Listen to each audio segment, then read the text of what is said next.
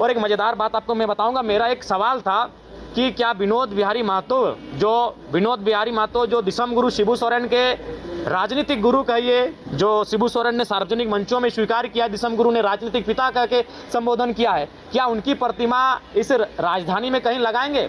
सरकार का जो उत्तर था बड़ा एकदम मैंने उस उत्तर का सुनकर आप आश्चर्य करेंगे। सरकार का उत्तर था कि कहीं जमीन ही नहीं है।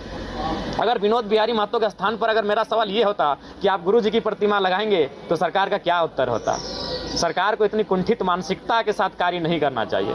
योगदान अगर गुरु जी का है तो योगदान जयपाल सिंह मुंडा का भी है, योगदान विनोद बिहारी महतो का भी है, लेकिन सवाल को यह कह के खारिज कर दिया गया कि जगह ही नहीं है। आश्चर्यजनक, विनोद बिहारी महतो के लिए जगह नहीं इस राज्य में एक स्टेचू के लिए। घोर आश्चर्यजनक, जिस विनोद बिहारी महतो ने दिसम गुरु को अपने घर में रखा और उन्हें मैंने पढ़ाया, उन्हें राजनीति में लाया, और साफ शब्द में झारखंड मुक्ति मोर्चा विनोद बिहारी महतो के पैसे से बना है। वह उस समय वकील थे, दिसम गुरु इतने सक्षम नहीं थे।